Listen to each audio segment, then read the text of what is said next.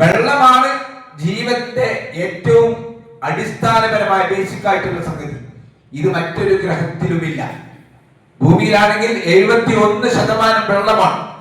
ഈ വെള്ളത്തെ കുറിച്ച് ആലോചിക്കാൻ നിങ്ങൾ നോക്കൂ. നമുക്ക് ചൂടുണ്ടാകും. ഇപ്പൊ ചൂട് കാലമാണ്, നമ്മളെ വ്യാപകമായി സൂചിപ്പിച്ചു.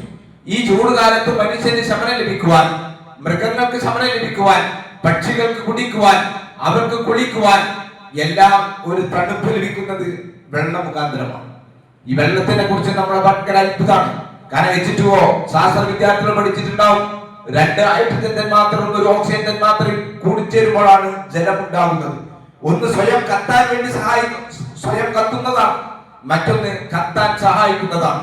പക്ഷെ അവ രണ്ടും കൂടി ഒരു കൃത്യമായ അളവിൽ ചേരുമ്പോൾ കത്തുന്നതിനെ കെടുത്തുന്ന വസ്തുവായി പടച്ചതമ്പുരാൻ രൂപാന്തരപ്പെടുത്തി വെള്ളമായി മാറി.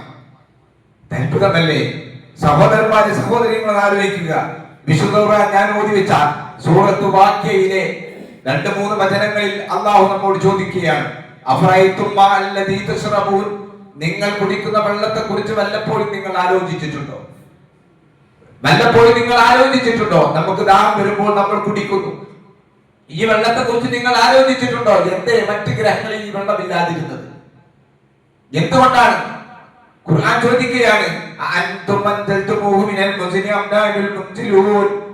ഈ കാർമേഘങ്ങളിൽ നിന്ന് പടച്ച തമ്പുരാനാണോ അല്ല നിങ്ങളാണോ ഈ മഴയെ വർഷിപ്പിച്ചു തന്നിരിക്കുന്നത്? ഖുർആൻ കൃത്യമായി ചോദിക്കുകയാണ്, നാം ആരും ഉദ്ദേശിച്ചിരുന്നെങ്കിൽ ഈ വെള്ളത്തെ കൈപ്പരസമുള്ളതായി ഉപ്പുരസമുള്ളതാക്കി ഞാൻ മാറ്റുമായിരുന്നു. നിങ്ങൾ എന്തേ നന്ദി കാണിക്കാത്തത്? നമുക്കറിയാം 71% വരുന്ന ഭൂമിയിലെ വെള്ളത്തിൽ അധികവും അതിൽ ബഹുഭൂരിപക്ഷവും കടൽ ജലമാണ്. കടൽ ജലം ഉപ്പുരസമുള്ളതാണ്. പക്ഷേ മഴയായി വരുന്ന ബാഷ്പീകരിച്ചു വരുന്ന ആ വെള്ളത്തിന് ഒരിക്കലും തന്നെ ഉപ്പുരസമില്ല. മഴ വരുന്നത് ഇതെന്തേ നിങ്ങൾ ആലോചിക്കാത്തത്?